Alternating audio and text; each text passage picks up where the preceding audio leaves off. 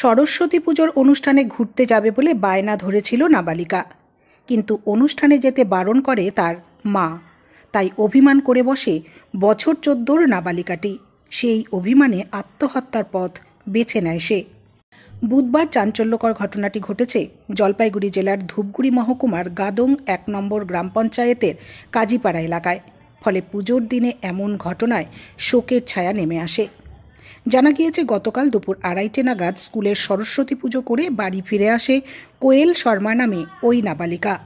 বিকেলে সরস্বতী পুজোর এক অনুষ্ঠানে যাওয়ার জন্য বায়না ধরে, কিন্তু তার মা বারণ করায় অভিমানে ঘরে ঢুকে দরজা বন্ধ করে দেয় সে। পরে পরিবারের লোকজন দেখতে পায় ঘরের মধ্যে ওই নাবালিকার দেহ ঝুলছে। তড়িঘড়ি নাবালিকাকে উদ্ধার করে ধূপগুড়ি গ্রামীণ হাসপাতালে নিয়ে এলে কর্তব্যরত চিকিৎসকরা তাকে মৃত বলে ঘোষণা করেন। অনুষ্ঠানে যেতে না দেওয়ায় মেয়ে এমন ঘটনা ঘটাবে তা ভাবতে পারেননি পরিবারের সদস্যরা। ঘটনার তদন্ত শুরু করেছে ধূপগুড়ি থানার পুলিশ। সকালে ও স্কুলে গেছিল, স্কুল থেকে প্রসাদ খেয়ে আসছিল, পূজা হয়েছিল স্কুলে।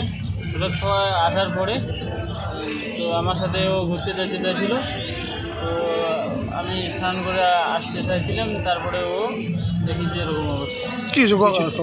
স্কুলে আসছিল, তো স্কুল থেকে খিচুড়ি খেয়ে বাড়ি গিয়েছিল। বাড়ি যাওয়ার পথে মামি জিজ্ঞাসা করলো যে স্কুলে অফিসারে আসবে, অফিসে আসতে যায়নি, ওই জন্যই ফাঁসি গিয়ে মারা গেছে। কত বছর বয়স? 15 বছর বয়স। কোন ক্লাসে পড়ে? ক্লাস 10-এ পড়ে। কোন স্কুল? Gadang high school.